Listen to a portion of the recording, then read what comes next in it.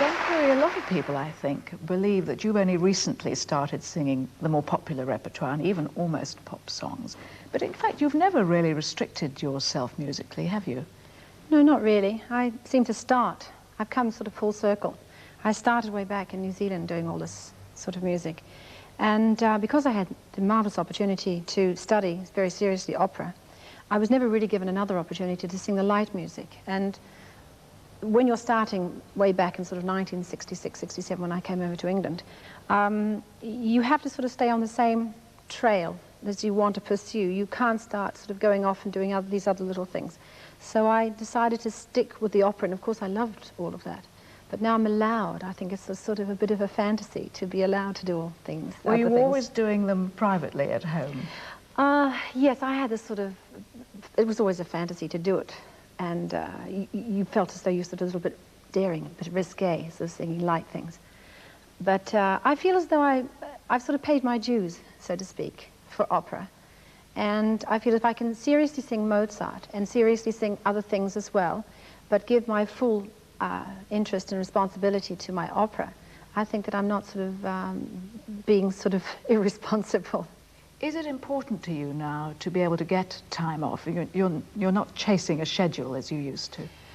I have a fairly hectic schedule, but the time off now seems to be more sort of concentrated. You know, I can do, say, for instance, 2 concerts and then take 10 days. Whereas before I was rushing between an opera and 1 concert and then another opera, or 2 operas, performances, and things like that. So that was very difficult.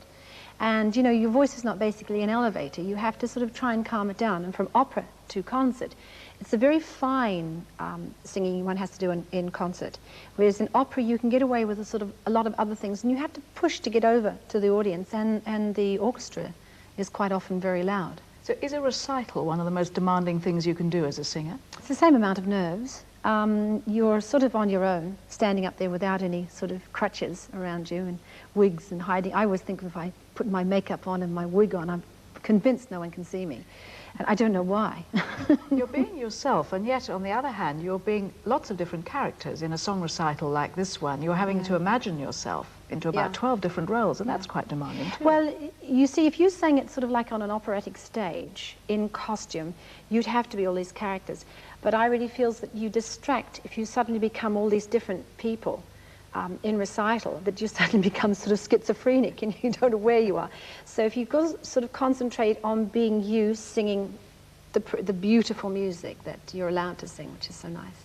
One of the songs you're singing tonight is the Jewel song from Gounod's Faust, which you would have sung yourself in the full operatic performance of Faust, so you can probably imagine yourself back as Marguerite when you sang it with Covent Garden. I remember doing it very well, and there were so many jewels. John Copley was the producer, and we had jewels everywhere on top of hats and earrings and necklaces and all sorts of things to make it all work. And she trying on the jewels with the mirror and everything. But you can't, I feel as though, I hope the one is not disappointed when you see it. You can't do all these things because you don't have the props. And if you start imitating, you almost have to show what you've put on or how it was done, you know, sort of putting the earrings on piece by piece and the coronet and the bracelet and things, all that sort of thing. So because it's all rather eerie, all the jewels are from, you know, the devil, which is rather nasty. Do most of your operatic parts remain with you as clearly as that? Yes, they do. We have some wonderful moments in opera. It's great fun times. The rehearsal times, of course, are always the best when you're starting to work things out and how you get around, but also with very nice colleagues. We always mostly have nice colleagues. Tonight in the recital, you're accompanied by Roger Vinyls. Now, obviously, it's terribly important to have a rapport with your accompanist, and one can see that you enjoy each other's company. Do you actually know each other quite well? Have you performed together quite often? Well, for many years now. We actually studied at the London Opera Centre. It's sort of sometimes, I think, together. I'm not sure if it was on the same day or the same year, but we were there at some time. And I've known Roger for many, many years. And he, I think, is a great accompanist, a great colleague, and great support. Fun to be on tour with, because you need to have someone to talk to as well when you're a bit lonely in sort of hotel rooms and things. But he's one of those sort of people that always just calms it down, and there's always a nice way of, you feel this breathing space when something's gone dreadfully wrong. And I know I went dreadfully wrong in one aria one time, and I skipped about sort of 16 bars. I mean, how can you skip 16 bars? And he followed me around that music like, you know, sort of was going up the M4 or something, and finally found me. But he transposed and detransposed and did all sorts of crazy things to get me back on the right line.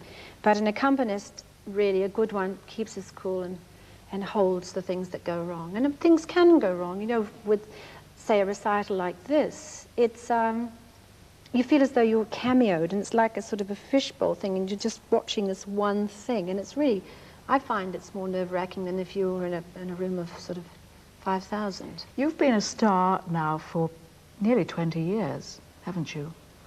It does seem unbelievable, but it must, because you started being a star very young, let's say that instantly. I like this word star. Do you still get the pleasure, the buzz, the kick out of performing that you did? In a different sort of way. I find now that I go to a certain opera or recital, and it is really stimulating, like for Carnegie Hall, for instance, and it's packed out and there are seats on the stage and things like that, and you do a nice program and they love you and they want you to come back the following year, that sort of thing.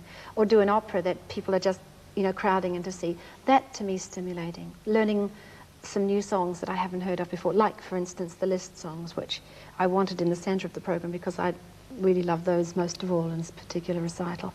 And so that gives me great excitement. All the other things I find it's very special. All the things I do now are terribly special. And they're always sort of, they're not just anything now. They're very, like, I find this particular recital is particularly special, and to come and do it here. And I think that's what stimulates me.